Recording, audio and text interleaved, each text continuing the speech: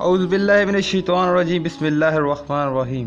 M4U-TV1 کے مدد سامعین السلام علیکم، امید کرتا ہوں آپ سب خیریت سے ہوں گے۔ آج ہم آپ کو مہذب قوم کی وہ دردناک کہانی سنانے جا رہے ہیں جس کا ذکر آج سے پہلے کبھی نہیں سنا ہوگا۔ جیسے کہ آپ سب یہ بات جانتے ہیں کہ اگست کا مہینہ ہم سب پاکستانیوں کے لیے کتنی اہمیت کا حامل ہے۔ اگست کے مہینے کا نام سنتے ہی ہمارے چہروں پر مسرت عیاں ہوتی ہے۔ ویسے اگست کے مہینے میں ایک دردناک داستان جس سے اقوام متحدہ اور مہذب دنیا کے اقوام کا منہ کالا ہوتا ہے وہ ہم آج آپ کو سنائیں گے۔ حکم ہوا تمام مردوں کو ایک جگہ اکٹھی کیا جائے۔ فوجی شہر کے کونے کونے میں پھیل گئے۔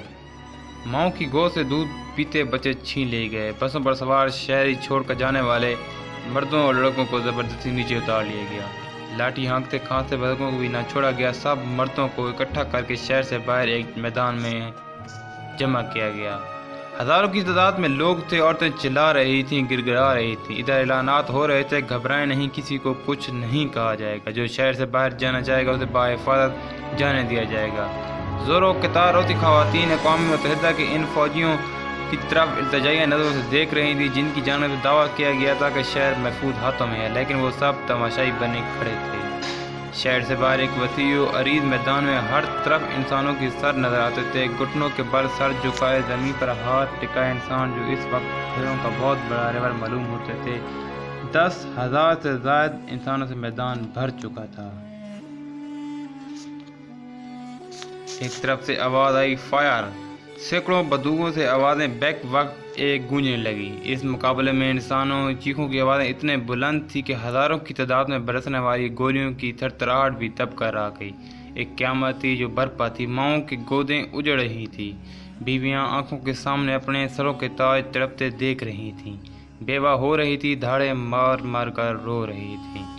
سینکڑوں ایکڑ محیط میدان میں خون، جسموں کے چتھڑے اور نرم نیم مردہ کڑھاتے انسانوں کے سوا کچھ نظر نہ آتا تھا۔ شیطان کا خونی رقص جاری تھا اور انسانیت دم توڑ رہی تھی۔ ان سے سکتے وجودوں کا ایک ہی قصور تھا کہ یہ کلمہ گو مسلمان تھے۔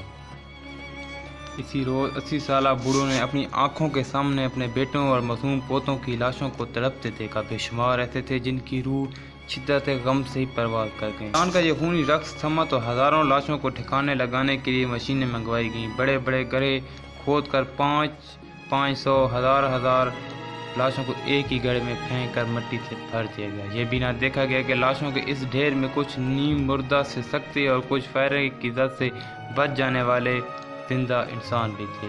لاشیں اتنی تھیں کہ مشینیں کم پڑ گئی۔ بے شمار لاشوں کو یوں ہی کھلا چھوڑ دیا گیا۔ پھر رخ کیا گیا غم سے نڈھال ان مسلمان عورتوں کی جانب جو میدان کے چاروں جانب ایک دوسرے کے قدموں سے لپٹتی رو رہی تھی۔ انسانیت کو وہ ننگا رقص شروع ہوا کہ درندے بھی دیکھ لیتے تو شرم سے پانی پانی ہو جاتے۔ شدت غم سے بے ہوش ہو جانے والی عورتوں کا بھی ریپ کیا گیا۔ خون اور جنس کے بھوک مٹانے کے بعد بھی چین نہ آیا۔ اگلے کئی ہفتوں تک پورے شہر میں موت کا پہرا طاری رہا۔ ڈھونڈ ڈھونڈ کر اقوام متحدہ کے پناہ گزین کیمپوں سے بھی نکال کر ہزاروں لوگوں کو گولیوں سے بھون دیا گیا۔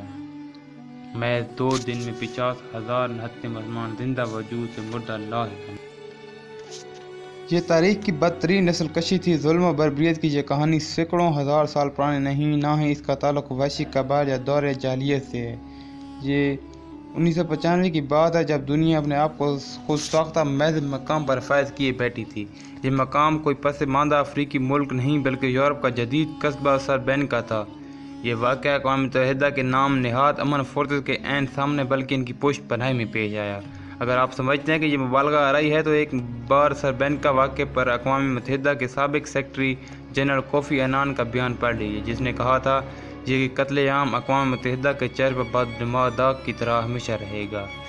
90 کی دہائی میں یوگوسلاویہ کے ٹوٹنے کے بعد بوسنیا کے مسلمانوں نے ریفرنڈم کے ذریعے سے اپنے الگ وطن کے قیام کا اعلان کیا تھا۔ بوسنیا ہرزگوینیا کے نام سے قائم اس ریاست میں مسلمان اکثریت میں تھے جو ترکوں کے دور عثمانی میں مسلمان ہوئے تھے اور صدیوں سے یہاں آباد تھے، لیکن یہاں مقیم سرب الگ ریاست سے خوش نہ تھے۔ انہوں نے سربیا کے افواج کی مدد سے بغاوت کی۔ اس دوران میں بوسنیا کی شہر سربینکا کے ارد گرد سرب افواج نے محاصرہ کر لیا۔ یہ محاصرہ کئی سال تک جاری رہا۔ اقوام متحدہ کی امن افواج کی تعیناتی کے ساتھ ہی باقاعدہ اعلان کیا گیا کہ اب یہ علاقہ محفوظ ہے، لیکن یہ اعلان محض ایک جھانسا ثابت ہوا۔ افواج نے جنرل ملازج کی صحبراہی میں شہر پر قبضہ کر لیا اور مسلمانوں کی نسل کشی کا وہ انسانیت سوز سلسلہ شروع کیا جس پر تاریخ آج بھی شرمندہ ہے۔ اس دوران نیٹو افواج نے مجرمانہ خاموشی اختیار کیے رکھی کیونکہ معاملہ مسلمانوں کا تھا۔ اگست 1995 سے 2023 تک 28 سال گزر گئے، آج بھی مہذب دنیا اس داغ کو دھونے میں ناکام ہے۔ یہ انسانی تاریخ کا واحد واقعہ ہے جس میں مرنے والوں کی تدفین آج تک جاری ہے۔ آج بھی سربینکا کی گرد نواح سے کسی نہ کسی انسان کی بوسیدہ ہڈیاں ملتی ہیں تو انہیں اہل علاقہ دفناتے نظر آتے ہیں۔ جگہ جگہ قطار اندر قطار کھڑے پتھر اس بات کی علامت ہے کہ جہاں وہ لوگ دفن ہیں جن کی اور کوئی شناخت نہیں ماں سوائے اس کی وہ مسلمان تھے۔ گو کہ بعد میں دنیا نے سرب افواج کی جانب سے بوسنیہ مسلمانوں کی اس نسل کشی میں اقوام متحدہ کی غفلت اور نیٹو کے مجرمانہ کردار کو تسلیم کر لیا۔ کیس بھی چلے، معافی بھی مانگی گئی، مگر ہائے اس رد پشمان کا پشیماں ہونا۔ اب تو یہ واقعہ احتجاجوں سے بھی محو ہوتا جا رہا ہے۔ دنیا کو جنگ عظیم، سرد جنگ اور یہودی پر ہٹلر کے جرائم تو یاد ہیں، لیکن مسلمانوں کا قتل عام یاد نہیں۔ غیروں سے کیا گلہ، ہم میں سے کتنوں کو معلوم ہے کہ ایسا کوئی واقعہ ہوا بھی تھا؟ 50,000 مردوں اور بچوں کا قتل اتنی آسانی سے بھلا دیا جائے، یہ وہ خون آلود تاریخ ہے جسے ہمیں بار بار دنیا کو دکھانا ہوگا۔ جس طرح 9/11 اور دیگر واقعات کو ایک گردان بنا کر رٹایا جاتا ہے، اسی طرح ہمیں یہ مہذب دنیا کو یاد دلاتے رہنا ہوگا۔ نام نہاد مہذب معاشروں کو ان کا اصل چہرہ دکھاتے رہنا ہوگا۔ اپنے دوستوں کو روزانہ پھول ضرور بھیجیں، لیکن ایسی انفارمیشن ویڈیو بھی ضرور بھیجیں جس سے ان کے ایمان اور عمل میں اضافہ ہو۔ اس واقعے میں ہمارے لیے ایک اور بہت بڑا سبق یہ بھی ہے کہ کبھی اپنے تحفظ کے لیے اغیار پر بھروسہ نہ کرو۔ اپنی جنگیں اپنے ہی زور بازو سے لڑی جاتی ہیں اور اپنے ہی زور بازو سے جیتی جاتی ہیں۔